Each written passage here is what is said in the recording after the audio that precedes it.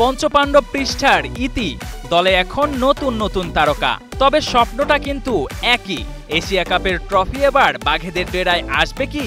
স্বপ্ন পূরণে লড়তে হবে পূর্ণ শক্তিতে। সাকিব তামিম নেই, এক ঝাঁক তরুণ তুর্কির মাঝে কে হবেন লিটনের ট্রাম্প কার্ড? পারভেজ হোসেন ইমন ভয়ডরহীন ব্যাটিংই তার মূল মন্ত্র। বড় বড় ছক্কা হাঁকান হরহামেশা। শেষ ৮ ইনিংসে তার ব্যাট থেকে এসেছে ২১১ রান, এভারেজ ২৬-এর ওপরে, স্ট্রাইক রেট ১৪৭.৫৫।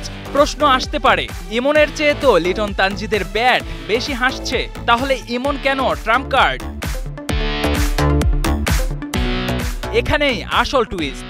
এশিয়া কাপের মতো বড় মঞ্চে কখনোই খেলেননি পারভেজ ইমন। চ্যাম্পিয়ন্স ট্রফির দলে থাকলেও নামা হয়নি মাঠে। পাকিস্তানের বিপক্ষে একাদশে জায়গা পেয়েও বৃষ্টিতে খেলা মাঠেই গড়ায়নি। তাই তো বড় মঞ্চে প্রতিপক্ষের কাছে একেবারেই নতুন এই তরুণ ক্রিকেটার। প্রতিপক্ষ জানে না তার উইক জোন, শট খেলার রেঞ্জ কিংবা শক্তির জায়গা। এই ব্যাপারটাই হতে পারে ইমনের সবচেয়ে বড় অস্ত্র। ওপেনিংয়ে ইমনই হতে পারেন তানজিদ তামিমের সঙ্গী। চাপহীন থেকে পাওয়ার প্লে কাজে লাগাতে পারলেই প্রতিপক্ষের নাভিশ্বাস তুলে দিতে পারেন। দ্রুত রান তোলাতেও তার জুড়ি মেলা ভার আছে, বড় ইনিংস খেলার সামর্থ্য। এই মুহূর্তে বাংলাদেশের টি-20 ইতিহাসে দ্রুততম সেঞ্চুরিটির মালিক এই বাঁহাতি ব্যাটার। ভয়ডরহীন ব্যাটিং, বড় শট খেলার ক্ষমতা, প্রতিপক্ষের চোখে অপরিচিত। সব মিলিয়ে এবারের এশিয়া কাপে পারভেজ ইমন হতে পারেন টাইগারদের ট্রাম্প কার্ড।